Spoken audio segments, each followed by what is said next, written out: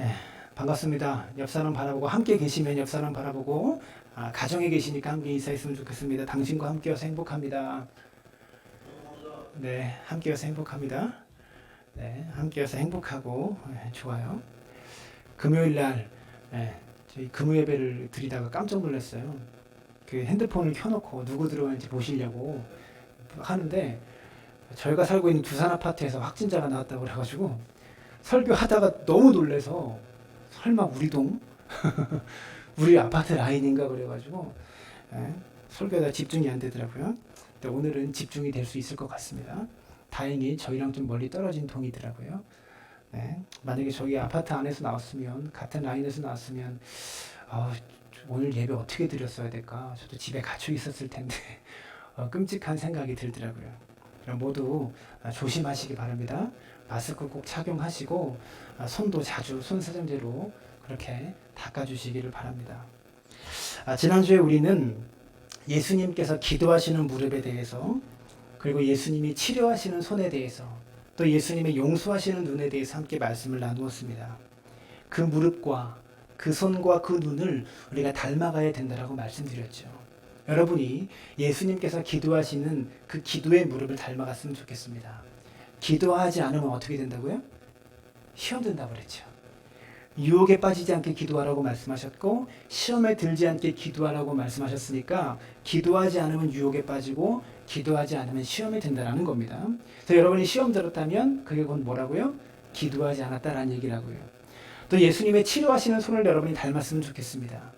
화내고 성내고 다투고 베드로처럼 칼을 뽑는 것이 아니라 사람의 마음을 고쳐주는 치료하시는 손, 그 손길을 여러분이 닮아갔으면 좋겠어요. 또 예수님께서 사랑의 눈으로 바라보시는, 눈으로 말하는 그 용서, 그 용서의 눈빛이 여러분 안에 있게 되기를 주님의 이름으로 축원합니다. 오늘은 예수님께서 재판받으시는 모습을 살펴보면서 우리가 닮아가야 될 주님의 모습이 어떤 모습인가를 함께 살펴보려고 합니다. 오늘 설교는 주제가 이미 나와 있습니다. 설교 제목이 이렇습니다. 침묵하시는 예수님. 저는 오늘요, 이 재판 과정 중에서 침묵하시는 예수님의 모습을 주목하고 우리가 그 모습을 닮아야 한다라고 여러분에게 설교하려고 합니다. 설교의 길이는 좀 짧은 것 같아요. 하지만 이 설교가 여러분의 마음속에 오래 머무르고 남아있게 되기를 바랍니다. 설교는 쉽지만, 말하기는 쉽고 설교하기는 쉽지만 오늘 이 설교는 실천하기 참 어려운 그런 설교입니다. 그러나 우리가 꼭 이 설교의 내용, 이 말씀의 주제대로 핵심 포인트대로 우리가 내 삶에서 실천해내는 믿음의 사람들 되었으면 좋겠습니다. 누군가가 저에게 질문할 수 있을 것 같아요. 목사님, 예수님이 재판 중에 침묵하셨다고 해서 우리도 꼭 침묵해야 됩니까? 이렇게 말씀하실 수 있을 것 같습니다. 지난주 설교도 마찬가지겠죠. 예수님이 기도하셨다고 해서 우리도 기도해야 되고, 예수님이 치료하셨다고 해서 우리도 치료해야 되고, 주님이 사랑의 눈으로, 용서의 눈으로 바라보셨다고 해서 우리도 그 눈으로 세상을 바라봐야 됩니까? 예수님이니까 그렇게 하실 수 있었던 것 아닙니까? 이렇게 질문하실 수 있을 것 같습니다. 그래서 먼저 우리가 예수님의 행적을, 오늘 이 침묵하신 예수님을 살펴보기 전에 예수님의 행적을 계속 한번 살펴보면서 왜 그 모습을 우리가 닮아가야 되는지를 이야기하려고 합니다. 여러분, 제가 왜 예수님의 행적과 예수님의 행동을 주목하느냐? 성경이 그렇게 하라고 요구하고 있기 때문에 그렇습니다. 요한일서 2장으로 가보면 요한일서 2장 6절에 이렇게 되어 있습니다. 2장 6절, 그의 안에 산다고 하는 자는 그가 행하시는 대로 자기도 행할지니라. 이렇게 말씀합니다. 뭐라고 말해요? 그가 행한 대로 자기도 행할지니라. 여러분, 그래서 우리가 예수님께서 보여주시는 행동 하나하나에 주목해야 됩니다. 성경이 뭐래요? 그가 행하시는 대로 너희도 행하라. 이렇게 가르치고 있기 때문에 그렇다는 거죠. 여러분, 지난주 말씀 들으셨으면 여러분이 그 말씀대로 행할 수 있게 되기를 주님의 이름으로 축원합니다. 그냥 좋은 말씀 들었다 그리고 끝나지 않았으면 좋겠어요. 귀를 만족하고 끝나는 것이 아니라 여러분이 그 예수님의 행동 하나하나를 주목하고 그 모습을 닮아가게 되기를 소망합니다. 특별히 예수님께서 고난당하실 때의 모습을 우리가 주목해야 되는 이유가 있습니다. 성경에서 예수님께서 고난당하시는 모습을 너희가 특별히 더 닮아야 된다고 말씀하고 있기 때문에 그렇습니다. 베드로전서 2장 21절인데요. 2장 21절에 이렇게 말합니다. 함께 읽습니다. 이를 위하여 너희가 부르심을 받았으니 그리스도도 너희를 위하여 고난을 받으사 너희에게 본을 끼쳐 그 자취를 따라오게 하셨느니라. 뭐라고 말해요? 너희에게 본을 끼쳐 그 자취를 따라오게 하셨느니라. 너희를 위하여 고난 받으사. 성경은 이렇게 말하잖아요. 너희를 위해서 고난 받으셨기 때문에 그 발자취를 따라오게 하셨다라고 성경을 가르치고 있다는 것이죠. 성경은 반드시 우리가 그분의 발자취를 따라가야 된다라고 가르치고 있음을 여러분들이 기억하셨으면 좋겠어요. 그래서 오늘 우리는 예수님께서 재판받으시는 모습, 특별히 그 재판 가운데 침묵하시는 모습을 보면서 그 모습을 우리가 따라갈 수 있게 되기를 주님의 이름으로 축원합니다. 누가복음 본문으로 돌아와서 주님께서 어떠한 상황에 지금 침묵하고 계시는가, 어떠한 상황이 펼쳐졌는데 침묵하고 계시는가, 63절을 보겠습니다. 지키는 사람들이 예수를 희롱하고 때리며 그의 눈을 가리고 물어 이르되 선지자 노릇하라. 너를 친 자가 누구냐 하고 이 외에도 많은 말로 욕하더라. 그날 밤에 주님께서 받으신 대우는요, 희롱, 조소, 구타, 모욕이었습니다. 무슨 말이냐면 침묵하시기 참 힘든 상황이라는 그런 얘기입니다. 여러분, 누군가가 여러분을 희롱하고 조소한다고 생각해 보십시오. 못 참죠. 분이 풀리지가 않죠. 때린다고 생각해 보십시오. 같이 때려야 되지 않겠습니까? 침묵하시기 힘든 상황이란 얘기입니다. 그런데 주님은 침묵하셨습니다. 한마디도 말씀하지 않으셨습니다. 23장 1절과 2절을 보면 여러 가지 고발을 예수님께서 계속 당하십니다. 1절과 2절, 무리가 다 일어나 예수를 빌라도에게 끌고 가서 고발하여 이르되 우리가 이 사람을 보매, 어떤 내용으로 고발했냐? 우리가 이 사람을 보매 우리 백성을 미혹하고 가이사에게 세금을 바치는 것을 금하며 자칭 왕 그리스도라 하더이다. 그러니까 어떤 이유로 고발을 당했냐면 백성을 속인 죄, 백성을 미혹했다는 거예요. 또 가이사에게, 황제에게 세금 바치는 것을 못 바치게 했다는 거예요. 또 자칭 자기가 왕이다, 그리스도다, 이렇게 이야기하는 것을 가지고 고발을 당한 겁니다. 그런데 그 억울한 고발에도 주님은 한마디도 말씀하지 않으셨습니다. 마가복음은 조금 더 상세하게 묘사합니다. 마가복음 14장 60절을 보시면 57절부터 어떤 얘기가 나오냐면 어떤 사람들이 일어나서 예수를 치고 예수님에 대해서 거짓 증언합니다. 여러분, 증인은요, 법정에서 증인은 자기가 본 그대로 이야기하는 거예요. 근데 거짓말합니다. 예수를 때리고 사람들이. 60절 보세요. 대제사장 가운데 일어서서 예수에게 물어 이르되 너는 아무 대답도 없느냐? 이 사람들이 너를 치는 증거가 어떠하냐 하되 침묵하고 아무 대답도 아니하시거늘. 대제사장이 일어나가지고요, 너는 왜 아무 대답도 하지 않냐? 라고 예수님께 물어봤어요. 그때 예수님께서 뭐라고 하십니까? 침묵하고 아무 말도 안 하셨어요. 주님은요, 아무 말씀도 하지 않으십니다. 마가복음 15장 3절부터 5절까지 말씀해 보시면 성경이 계속 나오는데요. 죄송해요. 성경은 오늘 좀 많이 나와요. 대제사장들이 여러 가지로 고발하는지라. 또 여러 가지로 지금 고발했어요. 4절, 빌라도가 또 물어 이르되 아무 대답도 없느냐? 그들이 얼마나 많은 것으로 너를 고발하는가 보라 하되 예수께서 다시 아무 말씀도 대답하지 아니하시니 빌라도가 놀랍게 여기더라. 예수님의 침묵을 보고 빌라도가 놀라워했습니다. 여러분, 주님은요, 지금까지 말씀하실 때도 사람들을 놀랍게 했습니다. 예수님의 가르침, 예수님의 비유, 거기에 입을 열어 말씀하실 때 사람들이 다 놀랐어요. 지금까지 이런 교훈은 듣지 못했다, 지금까지 이런 가르침은 한 번도 들어보지 못했다라고 예수님 말씀에 사람들이 다 놀랐다고요. 근데 주님은요, 침묵으로도 사람들을 놀라게 합니다. 여러분, 때로는 여러분의 침묵이 사람들을 놀랍게 만들 수 있어요. 말을 많이 하는 것보다 침묵이 더 깊은 메시지와 감동을 누군가에게 줄 수 있다는 것이죠. 대사장 앞에서도 주님은 침묵하시고 빌라도 앞에서도 주님은 침묵하셨습니다. 누가복음 본문으로 다시 돌아와서 이번엔 헤롯 앞에 끌려가셨는데 이 헤롯 대왕 앞에서도 예수님은 침묵하십니다. 23장 8절부터 9절을 보시면 헤롯이 예수를 보고 매우 기뻐하니 이는 그의 소문을 들었으므로 보고자 한지 오래였고 또한 무엇이나 이적 행하심을 볼까 바랐던 연고로라. 그러니까 헤롯이 예수님께 왔어요. 예수님이 헤롯에 끌려왔어요. 포박이 되셔가지고요. 밤새 고문당하고 신문당하시고 이번에는 헤롯 대왕에게 갔는데 헤롯이 예수님을 보자마자 기쁜 거예요. 왜 기쁘냐? 너무나 보고 싶었고 예수님의 소문이 퍼져 있으니까 너무나 보고 싶었고 혹시 내 앞에서 어떤 기적이나 이적을 행하지 않을까? 이런 기대감에 헤롯이 기뻐했던 거예요. 그래서 여러 말로 헤롯에게 물었으나 아무 말도 대답하지 아니하시니 예수님이 헤롯 대왕 앞에 가셔서도 침묵하셨다는 것이죠. 대제사장 앞에서 신문 받으실 때도 빌라도 앞에 신문 받으실 때도 헤롯 대왕 앞에 신문 받으실 때도 계속 끌려다니셨지만 여기서 재판 끝나고 저기서 재판 끝나고 또 헤롯에게 가서 재판 받고 계속 재판 받으셨지만 아무 말씀도 하지 않으셨다는 겁니다. 놀라운 사실은 이 예수님의 침묵이 700년 전에 이미 예언되어 있었다는 겁니다. 이사야서 53장 7절인데요. 이미 예수님의 침묵에 대해서 700년의 이사야 선지자가 이렇게 예언합니다. 그가 곤욕을 당하여 괴로울 때에도 그의 입을 열지 아니하였으며 마치 도수장으로 끌려가는 어린 양과 털 깎는 자 앞에서 잠잠한 양같이 그의 입을 열지 아니하였도다. 이사야서 53장은 예수님의 고난에 대해서 예언한 장입니다. 그런데 우리는 예수님의 고난이 이사야서 53장에 예언되어 있는 것을 잘 알고 있습니다.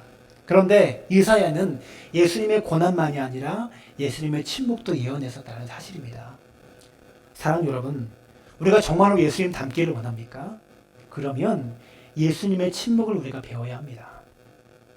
억울한 상황에서 참을 수 없는 이 상황에서 침묵하신 그 예수님의 침묵을 우리가 배울 수 있게 되기를 바랍니다. 구체적으로 이사야 53장에 나오는 예수님의 침묵을 몇 가지 살펴보겠습니다. 7절을 보시면 그가 곤욕을 당하여 괴로울 때에도 그의 입을 열지 아니하였으며 곤욕을 당하여 괴로우실 때도 입을 열지 않았대요. 그럼 비난을 받아서 괴로울 때 어떻게 하십니까? 비난받으면 기분이 나쁩니다. 억울한 일을 당하거나 억울한 얘기를 들으면 화가 나죠. 근데 주님은 그 앞에서 침묵하셨습니다. 여러분, 우리는 어떻습니까? 고난 당할 때, 곤욕을 당하고 괴로울 때 우리는 어떻게 반응합니까? 나에 대해서 다른 사람이 억울한 이야기를 하고 비난하면 여러분 어떻게 반응하냐고요. 우리가 아무리 억울해도 예수님만큼 우리가 억울하지는 분명히 않을 텐데 우리는 조금 나에 대해서 뭐라고 하는 이야기를 들으면 어떻게 반응합니까? 발끈합니다. 발끈하죠. 누군가를 붙들고 내 억울함을 호소합니다. 그래서 빨리 전화기를 막 이야기하면서 기어코 그 사람 입에서 야, 네 말이 맞다. 이 얘기를 드러내야만 합니다. 이 대답을 들어야만 해요. 맞습니까? 나만 그런가요? 네. 모두가 그렇죠? 우리는 예수님의 침묵을 닮지 않았습니다. 예수님의 침묵과 거리가 멀게 생활하고 있다고요. 두 번째로 7절 하반절을 보시면 마치 도수장으로 끌려가는 어린 양과 털 깎는 자 앞에서 잠잠한 양같이 그의 입을 열지 아니하였고 이렇게 말합니다. 예수님은요 마치 도수장으로 끌려가는 어린 양처럼 침묵하셨답니다. 양이 도살장으로 끌려갈 때 침묵한대요. 양이요 신기하게도 죽을 때요 놀랍게 조용히 죽는데요. 끌고 와가지고 칼로 이렇게 찌르면 그냥 푹 쓰러져서 죽는 동물이 양이라고 합니다. 근데 반면에 돼지는 자기를 죽이려고 하면 난리가 납니다. 돼지 멱 따는 소리라고 들어보셨죠? 멱을 따면 난리가 난대요. 양은 자기를 죽이려고 해도 조용히 죽는데 돼지는 자기를 죽이려고 하면 온갖 소리를 다 내면서 그렇게 죽는다는 거죠. 우리는 양을 닮았습니까? 돼지를 닮았습니까? 세 번째, 예수님은 털 깎는 자 앞에서 7절 다시 보여주세요. 7절 말씀. 세 번째로 예수님은 털 깎는 자 앞에서 잠잠한 양같이 그의 입을 열지 아니하였도다. 이렇게 말씀하고 있습니다. 실제로 양과 염소의 차이가요. 털을 깎을 때 드러난다고 합니다. 양은요. 주인이 털을 깎다가 실수로 이렇게 살을 찝을 때가 있잖아요. 김용수 집사님 가위질하다가 실수로 이렇게 잘못할 때가 있잖아요. 근데 그럴 때 양은 살이 찝히면 움찔 놀라면서 매 그런답니다. 흉내를 잘 못 내겠어요. 근데 매 그런 게 왜 나 좀 아파요. 이런 말이 이런 의미잖아요. 동물에게. 반면에 염소는 주인이 털을 깎다가 자기 살을 찝으면 발길질을 한다고 합니다. 여러분, 나는 양입니까? 염소입니까? 누가 나에게 뭐라고 했을 때 매 하고 조용히 반응하면 나는 양 같은 성도고요. 누가 나에게 뭐라고 반응했을 때 팔 걷어붙이고 발길질하고 튀어나가면 나는 염소와 같은 그런 성도입니다. 부끄럽게도요, 저는 염소와 같은 목사일 때가 많다라는 생각을 합니다. 그럴 때가 더 많을 것 같아요. 여러분은 여러분의 인생에 오는 억울함, 비난, 조소 이런 것들에 대하여 염소처럼 반응하지 마시고 양처럼 반응하는 믿음의 사람들 되시기를 주님의 이름으로 축원합니다. 계속해서 이사야서 53장 9절은 더 나아갑니다. 그는 강포를 행하지 아니하였고 이렇게 말하고 있어요. 예수님은 입술로만 침묵하신 것이 아니라 몸으로도 침묵하셨습니다. 여러분, 사실 말은 안 하고 폭력을 휘두를 수 있습니다. 안 그렇습니까? 근데 주님은요, 몸 전체가 입만 침묵하신 게 아니라 몸 전체가 침묵하셨다고요. 우리는 그렇죠. 말은 안 해도 행동으로 조용하게 뒤에서 보복할 때가 있습니다. 근데 그것은 예수님의 모습이 아님을 여러분들이 기억하셨으면 좋겠어요. 예수님께서 왜 침묵하실 수 있었을까요? 하실 말씀이 없으셔서? 아닙니다. 힘이 없어서? 아닙니다. 말할 줄 모르셔서? 아닙니다. 왜 말 안 하셨을까요? 말해봤자 소용없고 십자가를 지는 것이 하나님의 뜻임을 예수님께서 이미 알고 계셨기 때문에 침묵하셨다는 거예요. 여러분, 사실 성경에 예수님께서 침묵하시는 이유에 대해서 말하고 있습니다. 그리고 예수님께서 침묵하시면서 하신 것이 있어요. 다시 말씀드릴게요. 예수님께서 침묵하시면서 아무것도 안 하신 게 아니에요. 예수님이 침묵하시면서 그분께서 하신 게 있어요. 베드로전서 2장 23절을 보시면 주님께서 침묵하시면서 하신 것이 있습니다. 욕을 당하시되 맞대어 욕하지 아니하시고 고난을 당하시되 위협하지 아니하시고 오직 공의로 심판하시는 이에게 부탁하시며. 주님께서 침묵하시면서 뭐 하셨다고요? 침묵하시면서 예수님께서 하신 행동은 오직 공의로 심판하시는 이에게 부탁하시는 일을 예수님이 하셨다는 거예요. 여러분, 사람에게 억울한 이야기 해봤자 소용없습니다. 절대 그 사람이 여러분 100% 여러분 편 안 들어줍니다. 절대 그러지 않아요. 우리 집에 애가 셋인데요. 첫째와 둘째가 자꾸 싸워요. 근데 둘째가 저한테 와가지고 오빠가 이런 잘못했어. 오빠가 참 나빠. 이렇게 설명을 하면 제가 절대로 하이의 말을 다 믿지 않습니다. 너도 뭐 잘못한 게 있겠지 속으로 생각하면서 달래줍니다. 사람은요, 원래 기본적으로 이런 양비론적인 성격을 가지고 있어요. 사람 다. 그래서 아무리 그 사람이 나쁘다고 얘기해봤자 당신도 뭔가 잘못한 게 있으니까 그 사람이 그러겠지. 그렇게 생각한다고요. 누구나 다. 이게 우리의 자연스러운 반응이라는 것이죠. 여러분, 사람 붙들고 이야기하지 말고 성경이 가르치는 대로 공의로 심판하시는 하나님께 부탁하시기 바랍니다. 그분께 의지하시기를 부탁을 드려요. 제발 교회 안에서, 우리 교회는 그런 분이 없는데, 욕 먹었다고 맞대어 욕하지 마십시오. 고난 당했다고 맞대어 위협하지 마시기를 바랍니다. 교회가 얼마나 깨지기 쉬운 공동체인지 제가 지난주에 말씀드렸죠. 교회는 쉽게 깨집니다. 예수님 닮은 입술이 없으면 금방 깨지는 것이 교회입니다. 오늘 본문 말고도 성경 곳곳에 혀를 조심하라, 침묵하라는 이야기가 성경 곳곳에 나옵니다. 너무 많아가지고 몇 가지만 제가 찾아왔는데 하나씩 보여주세요. 잠언 10장 19절 함께 계속 읽습니다. 말이 많으면 허물을 면하기 어려우나 그 입술을 제어하는 자는 지혜가 있으니라. 잠언 13장 3절 다 같이 입을 지키는 자는 자기의 생명을 보존하나 입술을 크게 벌리는 자에게는 멸망이 오느니라. 집에서 같이 읽고 계시죠? 잠언 17장 27절 28절 말을 아끼는 자는 지식이 있고 성품이 냉철한 자는 명철하니라. 미련한 자도 잠잠하면 지혜로운 자로 여겨지고 그의 입술을 닫으면 슬기로운 자로 여겨지느니라. 무슨 말이에요? 가만히 있으면 중간은 간다라는 속담이 성경에 나오네요. 비슷하게. 잠언 21장 23절 입과 혀를 지키는 자는 자기의 영혼을 환난에서 보존하느니라. 디모데전서에 보면 심판받을 대상들에 대한 이야기가 나옵니다. 어떠한 사람은 심판받는다. 디모데전서 5장 13절입니다. 또 그들은 게으름을 익혀 집집으로 돌아다니고 게으를 뿐 아니라 쓸데없는 말을 하며 일을 만들며 마땅히 아니할 말을 하나니. 어떤 사람이 심판받는데요? 쓸데없는 말을 하고 그래서 일을 만들고 마땅히 아니할 말을 하는 사람이 심판받는데요. 베드로전서 3장 10절. 그러므로 생명을 사랑하고 좋은 날 보기를 원하는 자는 혀를 금하여 악한 말을 그치며 그 입술로 거짓을 말하지 말고. 좋은 날 보기를 원하면 그렇게 하래요, 여러분. 야고보서 1장 26절에도 누구든지 스스로 경건하다 생각하며 자기 혀를 재갈 물리지 아니하고 자기 마음을 속이면 이 사람의 경건은 헛것이라. 사랑하는 여러분, 우리에게 침묵의 훈련이 필요합니다. 말을 아끼는 훈련, 그리고 말을 참아내는 이 침묵의 훈련을 여러분들이 하실 수 있게 되기를 바랍니다. 미국의 소설가 해밍웨이가 이런 말을 했습니다.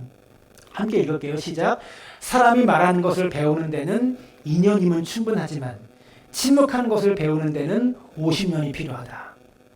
아이들이 한 2살쯤 되면 말하기 시작하잖아요. 의사를 표현하기 시작하잖아요. 근데 말을 아끼는 것, 침묵하는 것을 배우는 데는 50년 이상의 시간이 필요하다고 하는 것이죠. 그렇다면 침묵 훈련은 우리가 평생 해야만 하는 훈련이다라는 겁니다. 특별히 여러분이 침묵 훈련을 하는 장소가 교회가 되어야 합니다. 교회에서 말 많이 하지 마시기 바랍니다. 목사가 말을 제일 많이 하는데요. 제 말을 하는 게 아니라 하나님의 말씀을 전하는 겁니다. 하나님의 대변자로 대언자로 저는 이 자리에 서 있는 겁니다. 제가 강단에서 내려갈 때는 이 자리에서는 많은 말을 쏟아낼 수 있지만 하나님의 말씀, 하나님께서 주시는 메시지를 쏟아낼 수 있지만 강단에 내려가서는 저 역시 침묵하는 자가 되어야 한다는 것이죠. 제 말이 아니라 성경이 나온 이야기입니다. 전도서 5장 2절로 가보겠습니다. 이렇게 말합니다. 너는 하나님 앞에서 함부로 입을 열지 말며 급한 마음으로 말을 내지 말라. 하나님은 하늘에 계시고 너는 땅에 있음이니라. 그런즉 마땅히 말을 적게 할 것이라. 여러분, 하나님 앞에 나와서 함부로 입을 열지 말고 말을 많이 하지 말래요. 교회가 이래야 된다. 교회가 저래야 된다. 그런 말 하지 마십시오. 모든 성도님들이 생각하는 교회상이 다 있어요. 모든 성도에게 다 있다고요. 그러니까 그냥 아무 말 하지 마세요. 교회는 하나님의 말씀이 선포되는 곳이 교회지 우리의 말과 우리의 생각들이 돌아다니는 곳이 아닙니다. 여러분, 제가 목회를 하면서 저 자신에게 실망할 때가 있어요. 근데 제가 목회하면서 제 자신에게 제일 실망할 때가 언제인지 아세요? 제가 하고 싶은 말을 했을 때입니다. 그게 언제나 항상 저에게 다시 돌아오더라고요. 내가 하고 싶은 말을 했을 때 늘 후회합니다. 말은 뱉어내는 것이 아니라 빚어내야 되는 겁니다. 예술 작품처럼 말을 빚을 줄 알아야 돼요. 말 잘하는 사람은요, 말을 많이 해서 잘하는 게 아니라 말을 아름답게 빚을 줄 알기 때문에 말을 잘하는 거예요. 그냥 하고 싶은 말 마음 놓고 뱉어내는 게 정의롭고 의로운 게 아니라고요. 정의가 아니에요, 그건. 할 말은 꼭 한다, 나는. 어디 가서 할 말은 꼭 한다. 그래도 자기가 정의로운 줄 알아요. 무식한 겁니다, 정의가 아니라. 교단에도 그런 사람이 참 많아요. 총회를 하다 보면. 어쨌든 여러분, 우리가 입술 훈련을 해야 합니다. 특별히 교회가 침묵 훈련을 하는 장소가 되어야 합니다. 하고 싶은 말이 있어도 참아내야 합니다. 그러나 꼭 해야 되는 말이 있다면 아름답게 빚어서 해야 되는 거예요. 목사가 교회에서 말하지 말랬다고 목회자 혼자 독재하려고 그런 거 아니냐. 여러분, 그렇게 오해하지 마시기 바랍니다. 목사가 결정하는 게 아니라 그것은 교회 의사결정 구조, 시스템을 아름답게 만들어 가야 돼요. 의사결정 구조를 목사가 혼자 하지 않도록 만들어가는 게 중요한 거지, 목사가 말하지 말라 이게 목사가 독재하려고 마음대로 하려고 그렇게 하는 게 절대 아닙니다. 우리가 입술을 훈련해야 합니다. 교회가 침묵을 훈련하는 장소가 되어야 합니다. 하고 싶은 말이 있어도 참을 수 있기를 바라고요. 꼭 해야 되는 말은 아름답게 빚어내서 말할 수 있게 되기를 그런 지혜가 여러분에게 있게 되기를 주님의 이름으로 축원합니다. 성경을 보면 성경이 아니라 강명식이라는 CCM 가수분이 계세요. 그분이 부른 찬양 중에 승리가 무엇인 줄 아는가 라는 아주 좋은 찬양이 있습니다. 제가 한 20대 때 나왔던 CCM인데요. 그 찬양에 나오는 가사가 이렇습니다. 승리가 무엇인지 아는가? 승리가 무엇인지 아는가? 하고 싶은 말, 그 많고 많은 말, 힘겹게 억누르고 오직 주께서만 말씀하게 하는 것, 바로 승리라네. 멋있지 않습니까? 승리가 뭐래요? 하고 싶은 말, 그 많은 말, 많지만 힘겹게 억누르고 오직 주님께서만 말씀하게 하는 것, 그게 승리래요, 여러분. 여러분, 하고 싶은 말, 그 많고 많은 말 억누르고 주님께서 말씀하실 수 있게 하기를 바랍니다. 그게 승리하는 겁니다. 마지막으로 한 가지만 더 말씀드리고 설교를 마칩니다. 재판 과정 중에 주님은 침묵을 지키셨지만 사실 예수님께서 아무 말도 하지 않으신 것은 아닙니다. 예수님께서 말씀하실 때가 있었어요. 침묵 가운데 몇 차례 주님은 입을 열어서 말씀하십니다. 누가복음 본문으로 돌아오겠습니다. 성경에 자주 나오죠. 주님이 계속 침묵하시다가 빠지지 않고 답변하신 질문이 있어요. 누가복음 22장 70절에 다 이르되 그러면 내가 하나님의 아들이냐 대답하시되 너희들이 내가 그라고 말하고 있느니라. 23장 3절에도 빌라도가 예수께 물어 이르되 내가 유대인의 왕이냐 대답하여 이르시되 내 말이 옳도다. 주님은 침묵하셨지만 예수님 자신의 정체성과 관련된 부분에 대해서는 한 번도 침묵하지 않으셨습니다. 내가 그리스도냐? 내가 유대인의 왕이냐? 이런 질문에는 내가 그다. 내가 그렇다. 너의 대답에 내가 그라고 말하고 있다. 이것에 대해서 늘 답변하셨다고요. 자신을 향한 비난, 자신을 향한 모욕, 조소 이런 것에는 침묵하셨지만 이런 억울함에 대해서는 항변하지 않으셨지만 자신의 정체성과 관련된 부분에 대해서는요. 침묵하셨다고요. 굉장히 중요합니다. 우리가 평소에 예수님처럼 여러분들이 침묵하는 침묵의 사람 되기 원하지만 침묵하지 않고 말해야 될 때가 있어요. 내가 그리스도인이라고, 내가 하나님의 자녀라고 숨기지 않고 여러분이 드러낼 수 있어야 된다는 거예요. 우리의 문제는 무엇이냐? 쓸데없는 말들은 많이 하면서 정작 내가 그리스도인이라는 것을 드러낼 때는 말하지 않는다는 거예요. 내가 하나님의 자녀라는 것을 드러내야 될 때는 그때는 침묵한다는 거예요. 쓸데없는 이야기들은 자꾸 자신을 과시하고 자랑하면서 사랑하는 여러분, 우리의 정체성을 숨기지 않게 되기를 바랍니다. 회사에서 밥 먹을 때 내가 그리스도임을 나타낼 수 있습니다. 어떻게 하면 됩니까? 눈 감고 기도하면 됩니다. 눈 감고 두 손 모아 기도하면 돼요. 근데 이 사람이 지금 눈에 뭐가 들어가서 눈이 감은 건지 콧물이 나오네요. 죄송해요. 눈에 뭐가 들어가서 눈이 감은 건지 기도하는 건지 분간이 안 가게 기도하시는 분들이 계셔요.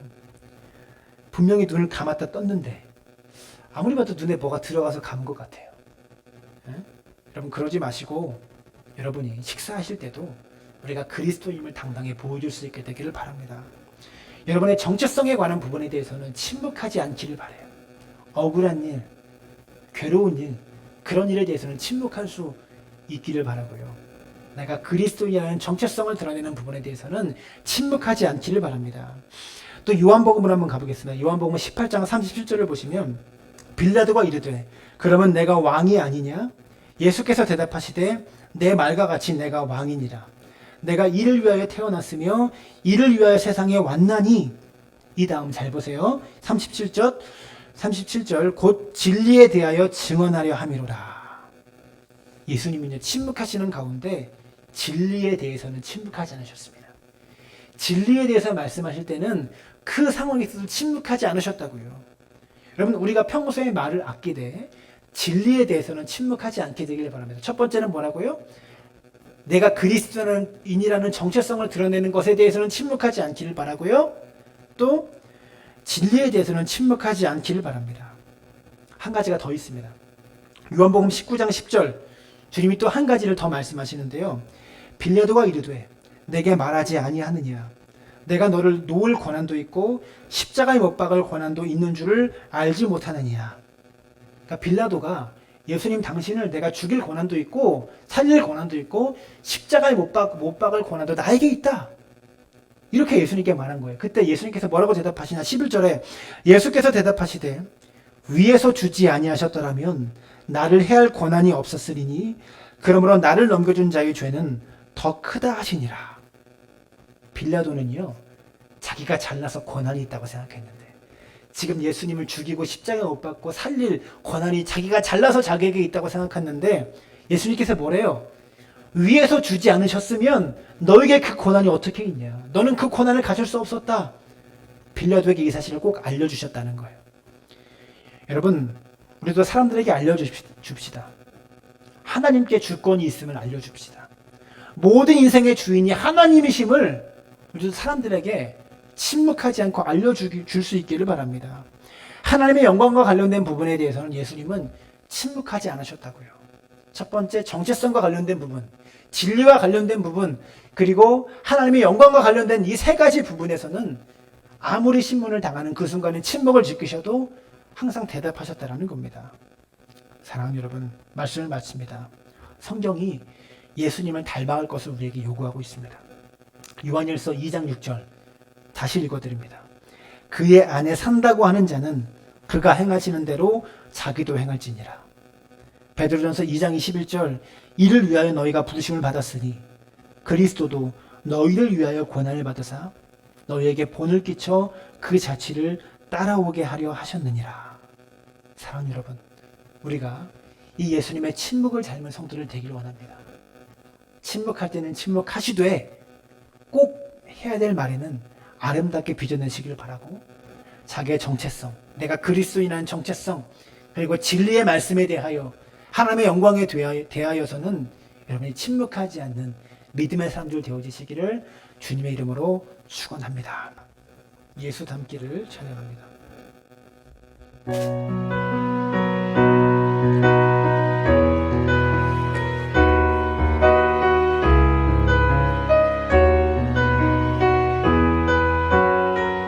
내 삶의 소망, 내 삶의 소망,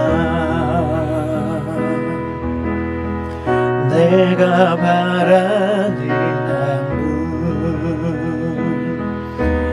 예수 닮기를 내가 원하네. 한없는 사랑, 풍성하신 긍휼, 예수 닮기를 내가 원하네. 예수 닮기를, 예수 보기를, 예수만 높이길 내가 원하네. 내 평생 소원, 예수 닮기를, 예수만 닮기를 내가 원하네. 온유하시고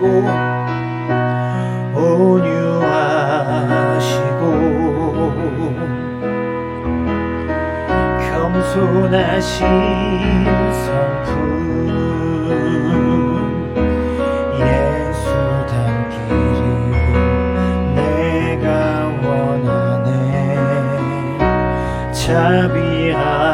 자비하시고 위로자 되신 주, 예수 닮기를 내가 원하네. 예수 닮기를, 예수 보기를, 예수만 높이길 내가 원하네.